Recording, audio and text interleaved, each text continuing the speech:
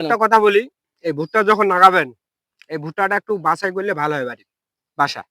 কেমন? যেমন মুখ যদি ফাটা মুখ থাকে? ফাটা কতগুলো খুব চিকন, চিকন চিকন? ওগুলা কিন্তু গাছ হচ্ছে না। হচ্ছে না। যদি মনে করেন ৫০ শতকে ৫ কাঠা মাটি মাইর যায়। ৫ কাঠা। হুম। ৫ কাঠা মানে ৫ ৫ এ ২৫ মণ, না হলে ২০ হ্যাঁ, মণ, না হলে ২০ মণ, না হলে ১৫ মণ। ১৫ মণ। ওটা মিস হয়ে যায়। তাহলে ৮৫ যদি হয়ে থাকে কারো, ওই ১৫ মণ মিস হওয়ার কারণে তার ১০০ মণ হইল না। হলো না। কথা ঠিক আছে। তো ধন্যবাদ বারাকাতুহু। পবিত্র এর পক্ষ থেকে সকলকে শুভেচ্ছা ও অভিনন্দন। ভুট্টা চাষ পদ্ধতি। আমরা ওয়ালাইকুম পেয়ে আসসালাম। গেছি সেই ২ বছর আগের যে কৃষক ছিল, যার আত্মনাদ দেখছিলাম আমরা এবং কি ফলনের শেষে যার ভরপুর আনন্দ দেখতে পেয়েছিলাম। সেই আমাদের তৈবুর রহমান শুনু ভাই। তো ভাই কেমন আছেন আপনি? আলহামদুলিল্লাহ। আপনি ভুট্টা তো লাগাচ্ছেন নাকি? জি। তো এবার কেমন আশা করেন ভুট্টায় ফলন? এখনো তো ভুট্টা লাগাচ্ছি।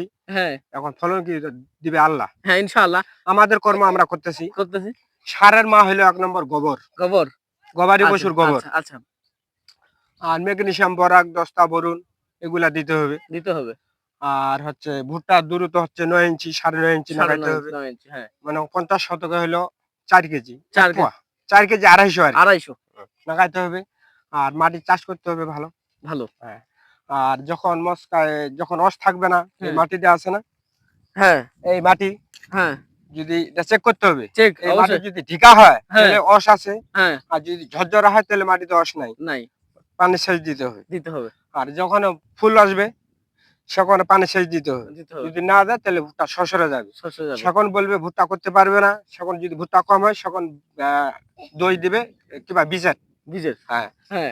এই তাহলে আপনার কথা অনুযায়ী যে ভুট্টার বীজের কোনো সমস্যা হয় না না, সমস্যা কৃষকের সমস্যা। কৃষকের সমস্যা। রাইট? হ্যাঁ, আমরা শুনলাম যে শুনু ভাইয়ের কাছ থেকে, যিনি কি আ আপনারা সবাই যাকে চিনেন, একজন প্রত্যক্ষ প্রশিক্ষিত কৃষক, যার ফলন প্রতি বছর প্রায় ১০০ র কাছাকাছি বা ১০০ র মধ্যেই থাকে, ৯৫ ৯৫ এর মধ্যেই থাকে। এমন একজন কৃষক আপনাদের মধ্যে বলল যে উনার চাষ ব্যবস্থাপনা কিভাবে কি করতে হয়। আপনি মূলত সেচ কয়বার দেন?